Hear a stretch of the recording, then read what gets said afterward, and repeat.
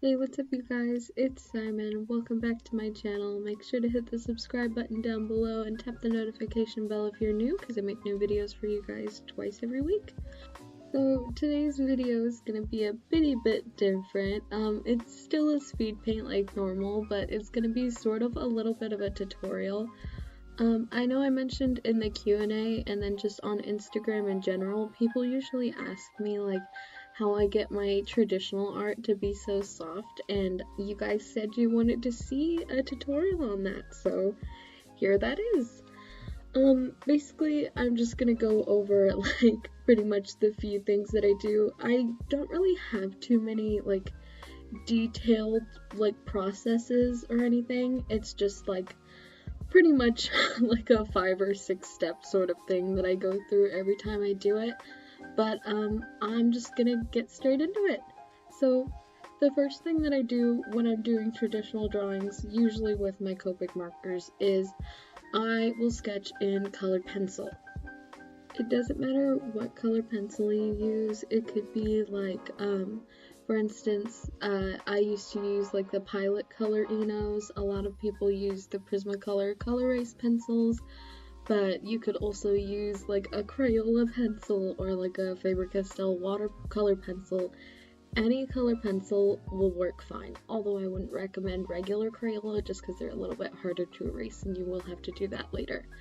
But the main reason that I recommend using a colored pencil and not a graphite pencil is the main intention is to get things to look soft the way that I do, and in my own preference, and as you guys can see in my art, I don't use line art, which means that I go right into the sketch and then straight into the coloring. And the problem that arises here if you sketch with a graphite pencil is that when you erase, you don't completely erase your lines so that you can see like at least the general area of shapes and everything and where you want to put color down. And if you do this with a graphite pencil, the graphite's not going to go away when you put the Copic down. I've noticed this not even just with Copic markers. Every alcohol marker that I put down on top of a graphite pencil, that graphite is sucked right into it. It's so stuck. It will not erase no matter how hard you do. You will erase the ink from the marker before you erase the pencil. So if you're intending to color the way that I do, don't sketch in graphite because it's not going to go away and you're going to end up with all of your sketch lines in your final piece. So the main reason that I like to use color pencils, especially if I'm drawing like a person or something, is because they blend in sort of with your ink underneath it. Like, for example, if I'm drawing like a person or something, I try to use a red color pencil, or I mean, if the person has like warm undertones in their skin, anything like pinky or orangey or red or something like that, I will use a red color pencil because it will blend in sort of with the lines and it will make it a lot of a less harsh edge. Once you get to like the jawline or like the edges of arms or something, it will just get like a really, really nice fade. And like I said, just for my style specifically, I really don't like to use line art, so having just like that hint of red along the edges still gives it the illusion that it has sort of line art, or at least something that's like blocking it off from like the edge of the page, if that makes sense. So in general, when you're picking a color pencil, I would recommend trying to find something that's sort of like a similar shade to what you're drawing. Like, if you're drawing like foliage or something, use a green color pencil. If you're drawing like a sky or something, use a blue color pencil, just something like that. Just try and match to the general tone of your image. And I'm not saying you have to use a different colored pencil for every spot. Like if you want to use like red for where all the body parts will go and then like blue for the pants, you don't have to do that. You can, but you don't have to. Just pick the general tone and it will come out looking really, really cool. So the next thing that I do that I kind of mentioned before is I will take, you'll see me take a regular eraser, but I should really be using like a kneaded eraser, because what you want to do is not completely erase, but just lightly erase all of the sketching that you did. You don't want to see most of your initial sketch lines. So for me, I draw a circle for the head, and then I draw the jawline off of it, and I have like the center line to keep everything even. You don't want to see any of the like baselines to teach you where each of the like placements of the feature goes, but you do want to keep like most of the lines for like the eyes and stuff. You basically just want to erase it as softly as you possibly can so that you can see most of the shapes. That way, when you put the marker over it, it's not going to like make your sketch jump out and see all of the little lines that you didn't necessarily want to keep in your final drawing. Because, like, to be honest, even if you erase so much, you are still going to end up with a little bit of the red or the blue or whatever color you use to sketch with. And then the next thing that I do is not a tip. This is a requirement. You have to get your initial base layer down as fast as possible. And I'm sure you guys already know, but this is because when you're using alcohol markers, if you let any of the edges dry, even just a tiny little bit, you will see the streaks from where you tried to continue the line that had dried. So, what I usually do, and what most people who use most people who use alcohol markers generally do, is they'll take the lightest tone and place all of that down. And I mean like as fast as you possibly can, because even with like the best sort of paper, for example, I've seen like a lot of Copic artists will recommend using Bristol board, which I really like, but again, it will still leave streaks. With watercolor paper or mixed media or whatever it is that you want to use, it will leave streaks if you let it dry in the slightest. So please get it down as fast as you can. Don't let anybody talk to you. I have the biggest problem. My husband will always ask me questions when I'm putting the base layers down, and I have to just like not look at him. I can't do anything because this has to get down or the whole drawing's gonna look so messy. So just try your hardest. Don't let anybody bother you. Usually it's not going to be a big problem with smaller areas, but like if you work large, which I do not, but if you do, definitely get as far away from anyone as you possibly can and get the base layer down so that you don't end up with a bunch of lines all over your face. And I do want to say real quick, since I mentioned using watercolor paper, don't use watercolor paper. Unless you can find like a really fine like textured paper, don't use it. The ones with like a bigger grain, I've tended to notice, will immediately suck everything out of your marker. I'm not sure which brand. I know it wasn't the Canson one that I usually use. I think it might have been a Strathmore watercolor paper. I tried to use Copics on that, and I literally it was a brand new marker. I used it and the tip was white when I finished drawing the area. So I really wouldn't recommend any sort of thicker grain paper. You want to go with something smooth or something like thin.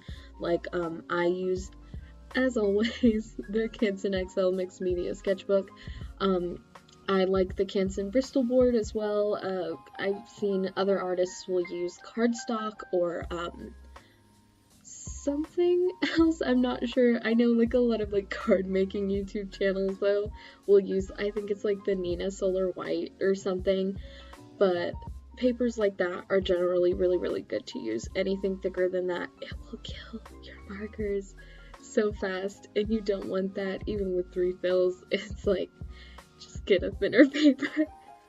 So the next part is pretty much the main part of what you're going to be doing, and that is blending. And the blending process is kind of like a really wide range of things you can do, especially alcohol markers, because the biggest, like, I suppose pro to alcohol markers is that they're really blendable.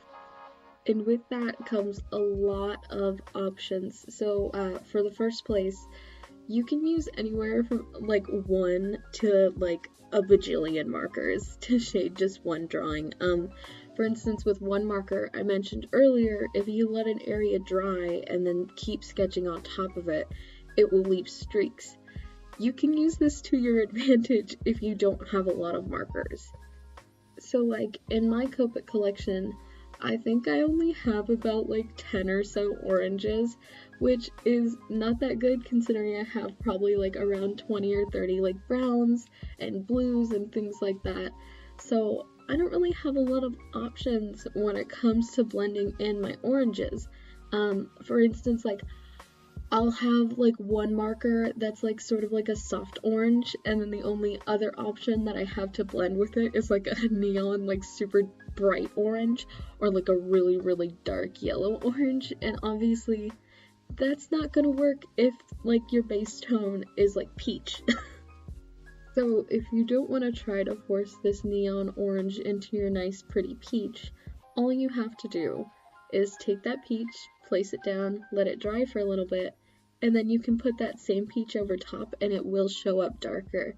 And for some colors you might have to layer this a lot more to get the desired effect, but it is still better than trying to blend markers that are like 12 steps apart from each other.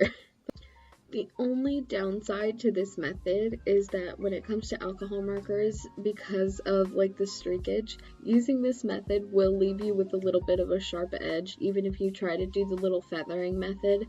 And despite popular belief, putting the colorless blender on top will not blend your base color into your base color. It will just lift all of the pigment off in the area that you try to layer it down on top of. So if you don't mind harsh edges, maybe if you're more like a cell shader, then that's fine. But if you want a soft edge, you probably want to go for the next method, which is basically just picking a different range of markers. So my main skin tone that I use can go anywhere from up to like 3 to sometimes like 6 different shades of marker. So for today, I think I did use about 6 shades. I used E000, E000, E00, E11, E13, E15, and E17. And the reason that I use this many is because I don't want to say my style is semi-realistic, because I know it's incredibly stylized, but when I paint, I do try to get like a somewhat like realistic looking skin. And to do this, it requires a lot of different shades and a lot of really, really quick blending. So you'll see me like putting the base color down, layering that E00, and then going back to the base color, blending that back out, and then putting a dark color, and then immediately going back to the one that I used beforehand very, very quickly. And I generally have to add like a lot of darker tones, because if I want the effect to be very soft, I have to blend a lot, and blending a lot often means that things get lightened up quite a bit. So generally I just try to go for like a pretty decent range. Usually I go for 3. I don't know why I went for so many this time, but pretty much just get a pretty decent range. Copic is really, really good with getting shade ranges pretty easy for you. Like, I remember when I was first getting into collecting them, I actually purchased like a skin tone set, and it was basically like a stepping stone from like lightest to darkest marker, and that made it really easy. But also like the way that they're numbered, for the most part, smaller numbers will be lighter, and then larger numbers will be darker. So it makes it really easy. Like, say if you have, like, let's see, I have E13 that I'm looking at right now, and if I want something that's darker, I'll just look for like E15 or E18 or something like that. And there are a few exceptions, like for example, E51 is very light. I don't know exactly why, but for the most part, the smaller numbers will be generally a lot lighter than the higher numbers. So if you're basically debating which marker to get, like say if you already have like one in your collection, but you don't have something to make it lighter, like for example, I had G28 and I needed something to shade it with and make it a little bit darker. I went and I bought G29. So just use the shade numbers to your advantage. Pick as many as you can or as little as you can if that's more of your style, and just go back and forth as quickly as you possibly can, putting each of the colors down. I would also recommend feathering your shading out. Don't just like block it, especially with the chisel tip. Never use the chisel tip unless you're trying to fill either like a very tiny area that's just a block of color, or if you're trying to fill a very large area. But if you're trying to shade, please love yourself and don't use the chisel nib because it will make it so difficult for you. Use the brush nib. It's great. That's why people rush to Copics over other brands, because it's got the brush tip. And lastly, the final step isn't necessarily a step, it's just something I've noticed about my style, or lack thereof specifically. I don't really have a style for coloring hair with Copic markers. You've seen in my digital art, I will try and take as many colors as possible and do really like light feathery strokes and try and shade it to make it look as much like hair as possible. But in my Copic art, I kind of just tend to block it out. I don't know why this is, but I do sometimes what I'll try to do, and what you'll see me attempt to do and then eventually give up on in this video, is I'll take one marker or two and I will layer it down and I will intentionally streak the hair.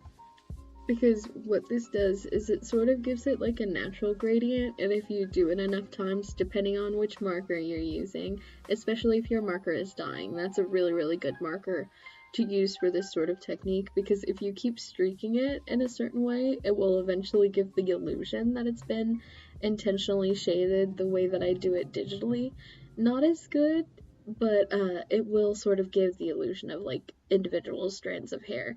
I'm guessing maybe lighter markers probably don't do this as well, because I was using, I think it definitely wasn't the lightest pink that I had, but it was one of my lighter pinks, and it just was not giving me the effect.